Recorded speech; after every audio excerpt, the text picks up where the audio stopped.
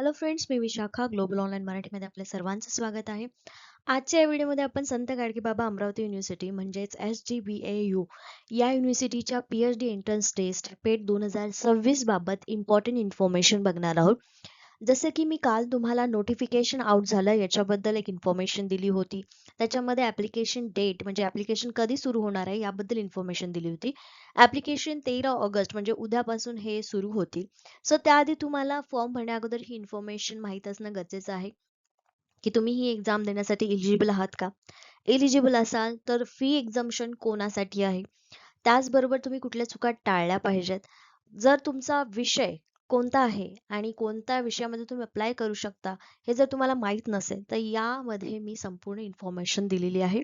युनिव्हर्सिटीनी notification सोबतच एक direction सुद्धा डिक्लेअर केलेलं आहे. त्या डायरेक्शनला विचारात घेऊन किंवा त्या डायरेक्शन मध्ये जे क्लॉज दिलेले आहेत त्या क्लॉज थ्रू इन्फॉर्मेशन मी तुमच्यापर्यंत पोहोचवते.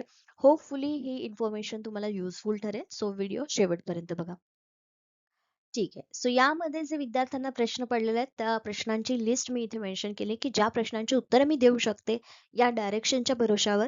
त्या प्रश्नांना मी इथे मेन्शन केलेलं आहे. एक तर माझी डिग्री मास्टर्स डिग्री दुसऱ्या सब्जेक्टमध्ये आहे, मी कोणत्या सब्जेक्टमध्ये पेट देऊ शकतो. त्याच्यानंतर 2 मास्टर डिग्री असेल तर 2 सब्जेक्टमध्ये पेट देता येईल का. रिझर्व्ह कॅटेगरीमध्ये असल्यामुळे पेट फी माफ आहे का. पेट पास केल्यानंतर PhD ऍडमिशन कन्फर्म होतं का. या 3-4 प्रश्नांची उत्तरं मी या व्हिडिओमधून देणार आहे. ठीक आहे. सो डायरेक्शन नंबर 30/2026 हे जे युनिव्हर्सिटीने जारी केले त्याच्यामधून मी तुम्हाला ह्या प्रश्नांची उत्तरं देते विथ क्लॉज. ठीक आहे. ओके. ओके.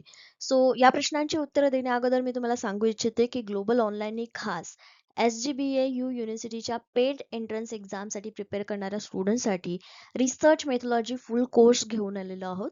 कारण की आपल्याला माहिती आहे ही एक्झाम जी आहे ती 100 मार्क्सची असते. त्यामध्ये 50% सिलेबस हा पूर्णपणे रिसर्च मेथॉलॉजीवर आहे आणि 50% सिलेबस तुमच्या सब्जेक्ट रिलेटेड आहे.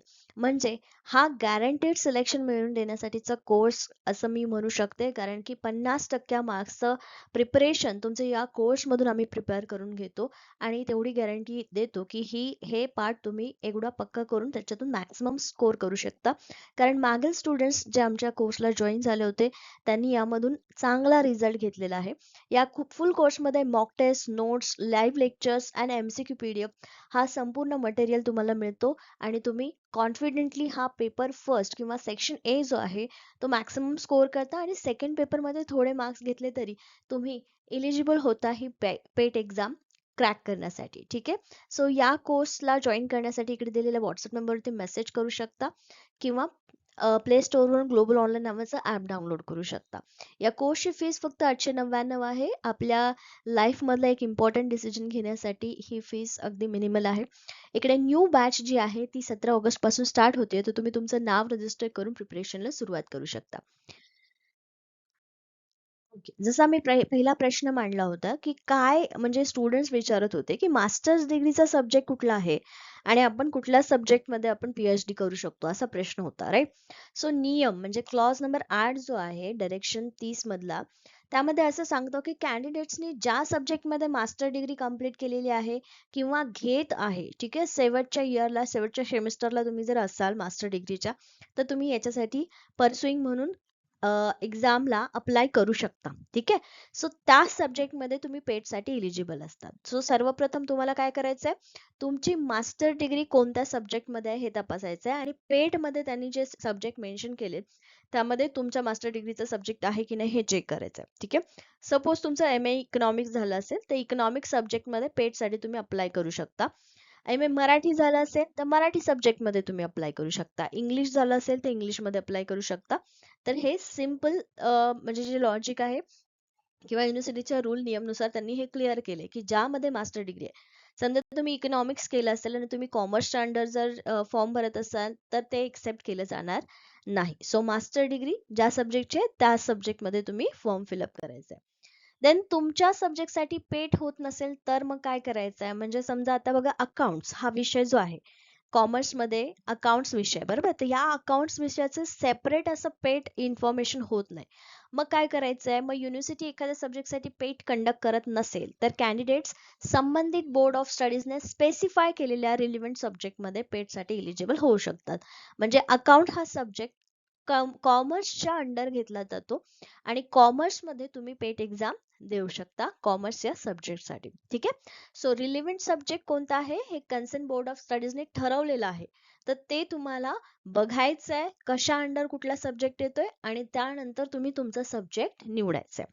ठीक आहे. सो ऍप्लिकेशन करण्यापूर्वी संबंधित सब्जेक्ट बाबत युनिव्हर्सिटीकडून माहिती जी आहे ती इन्फॉर्मेशन मी तर तुम्हाला सांगितलं अकाउंट्स कॉमर्सच्या अंडर येते, पण हे सुद्धा तुम्हाला कन्फर्म करायचं आहे युनिव्हर्सिटीच्या इन्फॉर्मेशन मध्ये आणि मगच तुम्ही ऍप्लिकेशन मध्ये हा विषय निवडायचा आहे. असं नको व्हायला की अख्खा क्वेश्चन पेपर वेगळा आलेला आहे कारण की तुम्ही सब्जेक्ट वेगळा चॉईस केला.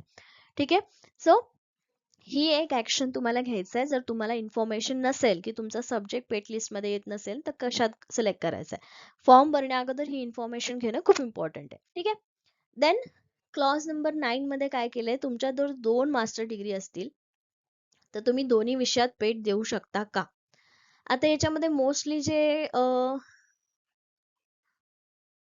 जे तुमचे पेट एक्झाम होते ते 2 दिवसामध्ये किंवा सगळ्या सब्जेक्टची एका वेळेला होऊ शकते. कॉम्प्युटर बेस असल्यामुळे फार फार तर 4 ते 5 दिवसांमध्ये सब्जेक्टचं शेड्यूल हे करून ते एक्झाम होऊ शकते. पण तुमची सब्जेक्ट म्हणजे 2 सब्जेक्ट आहे. सपोज मी इथे मेन्शन केले की 2 तुमच्याकडे डिग्री आहेत. M A economics, M A political science. तर दोन्हीसाठी तुम्ही अप्लाय करू शकत नाही असं त्यांनी क्लॉज 9 मध्ये टाकलेलं आहे डायरेक्शन मध्ये. ठीक आहे. सो कॅन्डिडेट फक्त 1 सब्जेक्ट मध्ये पेट साठी अप्लाय करू शकतात. तुम्हाला कुठल्या सब्जेक्ट बद्दल कॉन्फिडन्स वाटतोय त्या सब्जेक्ट मध्ये तुम्ही पीएचडी करू शकता. सो पेट साठी अप्लाय करताना एका वेळी एकच सब्जेक्ट अप्लाय करायचं आहे आणि हे त्यांनी क्लिअरली मेन्शन केलेलं डायरेक्शन मध्ये. ठीक आहे. ओके. देन पुढचा प्रश्न आहे की रिझर्व कॅटेगरीसाठी फीस माफ आहे का? हा प्रश्न होता किंवा असेल तुमच्या मनामध्ये.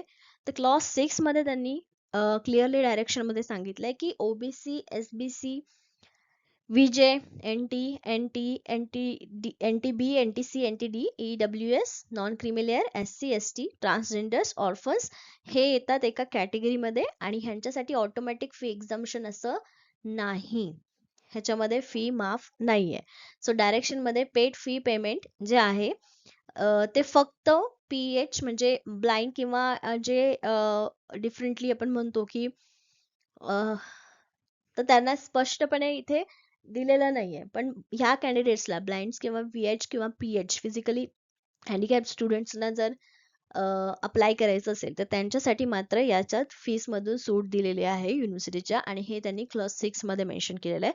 पण रिझर्व कॅटेगरीच्या कुठल्याही स्टुडंट्सला ऑटोमॅटिक फी एक्झाम्पशन मिळालेलं नाहीये किंवा नाहीये.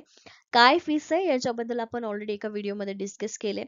उद्या जो मी व्हिडिओ अपलोड करेल त्याच्यामध्ये ऍप्लिकेशन प्रोसेस मध्ये सुद्धा तुम्हाला डिटेल्स आणखीन एकदा मिळून येतील. ठीक आहे. ठीक. आता पीएच आणि व्हीएच कॅन्डिडेट्स म्हणजे एक्झाम्पशन नेमकं काय आहे? तर पीएच, व्हीएच म्हणजे फिजिकली हँडिकॅप किंवा विजन हँडिकॅप एक्झाम्पशन मध्ये फक्त पेट फी मधून एक्झाम्पशन आहे. त्यांना पेट एक्झाम मधून नाही. त्यांना पेट एक्झाम द्यायची गरज आहे. ठीक आहे. त्यांना पेट एक्झाम द्यावीच लागेल. त्यांच्यासाठी जी काही प्रोव्हिजन असेल त्याच्याबद्दल त्यांना गायडन्स मिळेल की कशा पद्धतीने ते एक्झाम देऊ शकतात किंवा त्यांना कोणी रायटर वगैरे लागत असेल. आता कम्प्युटर बेस असल्यामुळे ती वेगळी आहे. ठीक आहे. मग त्यांच्यासाठी काय प्रोव्हिजन आहे त्याच्याबद्दल वेळोवेळी ते डायरेक्शन मध्ये देतीलच. ठीक आहे. डायरेक्शन म्हणजे वेगळे नोटिफिकेशन ते देतीलच त्याबद्दल. पण त्यांना फीस मधून एक्झाम्पशन आहे. विदाउट फीस ते अप्लाय करू शकतात. ठीक आहे.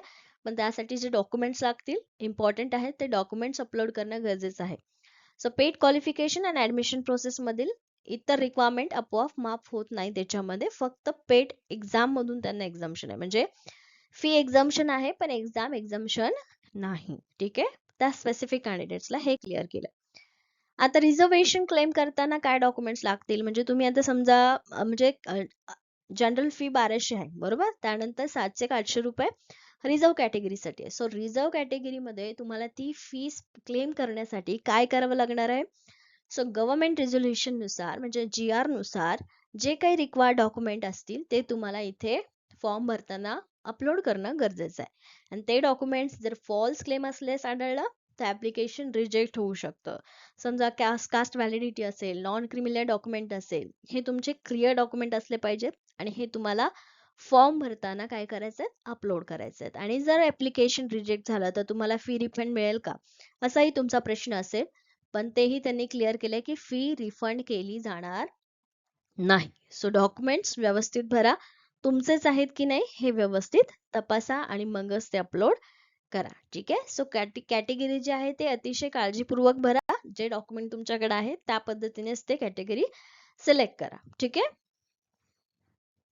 एक्झाम्पल साठी तुम्हाला इथे मेन्शन केलंय की ऍप्लिकेशन मध्ये जर ओबीसी एनसीएल कॅटेगरी क्लेम केली तर त्यासाठीचे जे रिक्वायर्ड डॉक्युमेंट्स आहेत ते व्यवस्थित सबमिट करणं गरजेचं आहे. तेच सेम मेन्शन केलेलं असणं गरजेचं आहे. ठीक आहे. ओके, सो क्विक समरी नाव म्हणजे आता आपण या व्हिडिओमध्ये काय काय गोष्टी बघितल्यात हे एकदा रिमाइंड करायच्या आहेत. एक तर आपण बघितलं की मास्टर्स डिग्री ज्या सब्जेक्टमध्ये तुम्ही केली आहे त्याच सब्जेक्टमध्ये तुम्हाला पेट देता येईल. तुमचा सब्जेक्ट पेटसाठी नसेल तर relevant subject board of studies ठरवते की काय असेल तुमचा सब्जेक्ट ज्याच्यामध्ये तुम्ही अप्लाय करू शकता. ती लिस्ट तुम्हाला युनिव्हर्सिटीच्या वेबसाईटवरती मिळेल. त्यानंतर 2 मास्टर्स डिग्री असल्या तर फक्त एकाच सब्जेक्टमध्ये तुम्ही पेट देऊ शकता. रिझर्व कॅटेगरीसाठी कुठलंही फीस एक्झम्पशन नाहीये, पण पीएच व्हीएच ब्लाइंड स्टुडंट्सला मात्र फीस मधून एक्झम्पशन आहे, ही गोष्ट इथे क्लिअर केली. देन रिझर्वेशन क्लेम करायचं असेल म्हणजे फीस मध्ये रिझर्वेशन कॅटेगरीमध्ये जर तुम्ही फीस भरत असाल तर जे काही डॉक्युमेंट्स आवश्यक आहेत जी आर नुसार ती तुम्हाला अपलोड करणं गरजेचं आहे. ते व्हेरिफिकेशनच्या वेळेला व्हेरीफाय होतात आणि ते जर रिजेक्ट झाले किंवा फॉल्स क्लेम तुम्ही केला असेल तर तुमचा फॉर्म रिजेक्ट होऊ शकतो. फी मात्र रिफंड होणार नाही. सो या काही प्रश्नांची उत्तरं मी या व्हिडिओमध्ये तुम्हाला दिलेली आहे. आय होप तुमचे जे काही प्रश्न होते की एक्झाम्पशन आणि एलिजिबिलिटी बद्दल हे इथे मी क्लिअर केलेले. जर तुम्हाला आणखीन काही डाऊट्स असतील किंवा आणखीन काही क्वेश्चन्स येत असतील मनामध्ये या एक्झामचा फॉर्म फिलअप करण्या अगोदर तर नक्की मला कमेंट सेक्शन मध्ये मेन्शन करा. मी तुम्हाला त्या प्रश्नांची उत्तरं देईल. ठीक आहे. ओके.